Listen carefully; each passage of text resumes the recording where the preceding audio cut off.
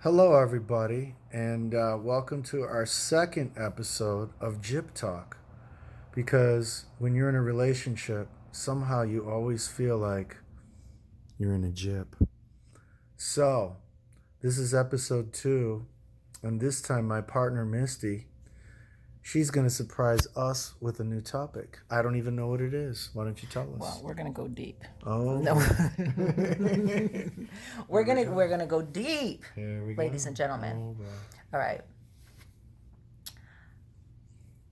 Instead of posing for the camera, let's get it out. No, I'm trying to What's the think. topic? Here we go. Morally, Morally. morally, Mm-hmm. when we bring our morals or lack thereof into a new relationship. Uh huh. Oh my God.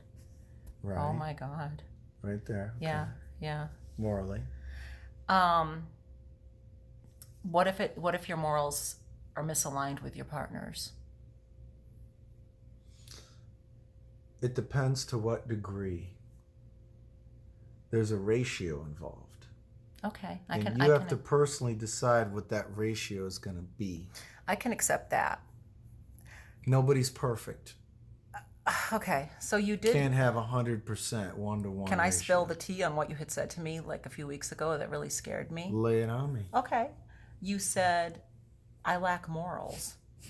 I did You- say you that. did. I did. I did. I think. He didn't say I lacked morals. He was speaking about Yeah. himself. Yeah. I feel like I lack morals. But maybe I just say that to try to feel cool and edgy. I mean, I understand the basics. Try to be nice to people. Don't harass people. Let But people. you're just doing generic talk when people know, say, I know. don't kill somebody. You're doing generic talk when people say, yeah, I know that Jesus was a disciple. Mm-hmm. Then they do that generic talk. He just wants us to be good and to try to do what's right. Mm-hmm. That's just lip service. True, but some of those are real.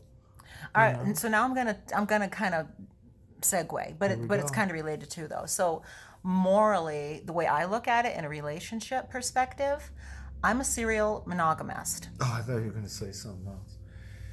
You know, I've done a lot of research on her before I decided to commit heavier. I thought she was going to say serial. Oh boy. Let's keep it light. I'm gonna keep something light. It's from all those episodes of Dexter. And I told you not to watch that crap. I know. I like it though. So listen. So for episode 3 we can talk about the girl being the scapegoat or guy. Let's slow down. Let's Okay. get through this episode. Okay. Now you guys know why I call it Jip Talk. Hey.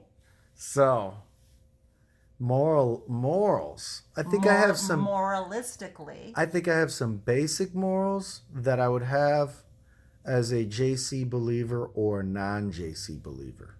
They're across the board. Again, vague, but okay. Well, don't kill, don't steal, So okay. don't get with your neighbor's wife. What's your take on? What's your take on monogamy? covet stuff. What's your take on monogamy? I think it's a man-made creation. Oh, here we go. And Here we go. I think that some of the American Indian tribes were correct when they said you should change a new partner every 7 years. Here we go. Where's that sage? That's a real historical fact. You Oh, can boy. look it up. And everybody wonders why I'm getting stressed out. Oh, I hear that mass accent. So Misty, here we go. You know what? People of She's YouTube, like, You know what? what? Laughter goes a long, Oh, long laughter. way. Now she's feeling like she's getting gypped. Well, So listen. You're right. I kind of am with wondering. So listen, I want to tell you people out there, good people. Especially I'm going to talk a little New York. Talk to the youngins. Listen, youngins. We need to raise up the youngins because no one else is doing it. Listen, youngins, when you start to get into a real relationship, that's right, I'm going East Coast now. Nobody's perfect. No, but You're not can going to grow find together. JC. Remember that. Not even going to get close. Listen, they say a shark that doesn't swim forward in the ocean is a dead shark. Do you want our relationship to be a dead shark? Not necessarily. Some of those sharks feed very, very well on the bottom, the sand Those sharks. are bottom feeders. They sit there and they suck up the I sand. don't want to be a bottom feeder. Well, you were last night.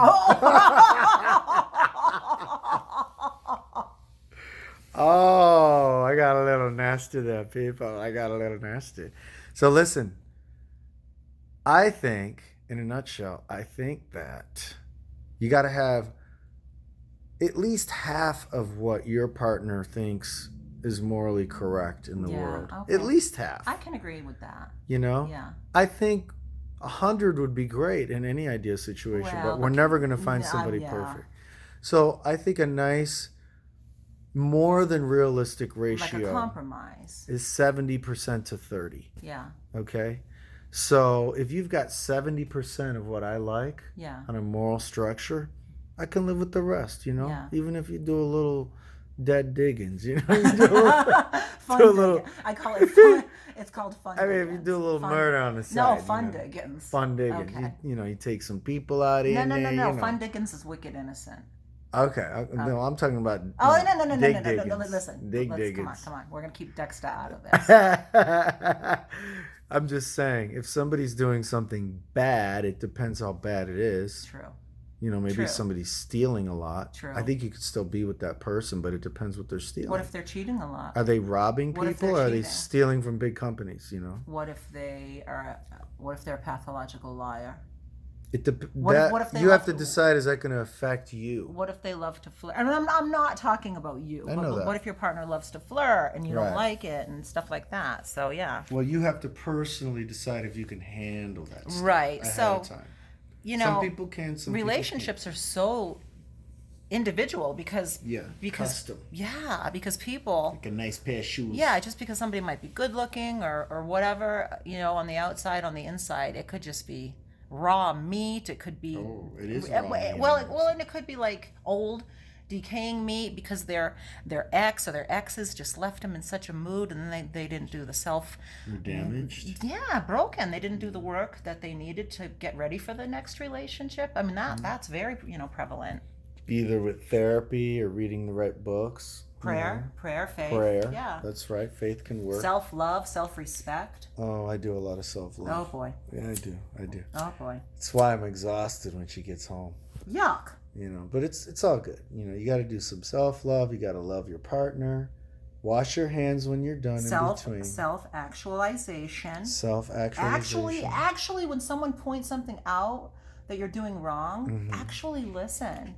Actually, if you care about your partner, be like, you know what? Let's talk. Let's talk. Yeah. Yeah, and let me meet you at least halfway, right? I think what we're trying to get to, the point is, in a quick 10-minute video, you're not spending $200 an hour to listen to us. We're not therapists, but I think we came to a reasonable and realistic solution. If you come in a moral disagreement with your partner, you talk. Yeah. You have to communicate vital. right away. Right, because if you stuff Get it out. Yeah, if you stuff that, you're just going to end up resenting your partner, Mm-hmm. walking on eggshells, being codependent. It can really take you down a rabbit hole. Get it out right away, people. Don't sit on it. Don't hold your thoughts. Don't hold your feelings. And if you think it's going to get ugly, it has to get ugly in the beginning. The sooner you talk to your partner, you're probably right. It will get ugly, especially if you know them and they're sensitive. Right. But the ugliness will stay at a certain level right away. I'm doing this with my hand. Right. The ugliness will stay at a lower temperature, and it won't burst over into a volcano where somebody gets hurt or stuff goes out the window. Right. I've been there. I think that would be my best solution. Yeah, and people have to be mature, and I don't mean like age, age mature. You can be mature at 15. That's true. But I you remember that one time. jokes, nonstop jokes, people.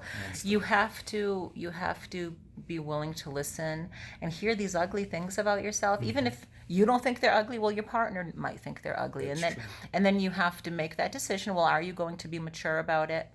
Listen, try to see things from his or her perspective, and then meet in the middle. If you care about yourself, you care about your relationship, you care about your partner, then you're gonna make those compromises. And if not, maybe you shouldn't be in a relationship right now. with that person or with anybody, really. with anybody. You got to be able to compromise at least a little bit. And if you're not in that headspace And or a heart talker. space, yeah, just maybe take some time off and just be alone. And for you guys, I'm going to end this video now. But for you guys out there that have trouble talking, you feel uncomfortable talking to the person that you're with, well, you better do some other things you might not be comfortable with. You better get out and get some books or prepare to talk to a therapist. That stuff does work, but it's different for everybody. Everybody has a different way of getting through these obstacles. So this is a very informal conversation, so I don't have the answers. But books, therapists, researching things online, ideas you have about how am I going to open up as a person? How am I going to talk more? Blah, blah, blah. So on that note, I'm going to end episode 2 of Jip Talk, because when you're in a relationship, it always feels like a jip. Hey, that's terrible. That's true.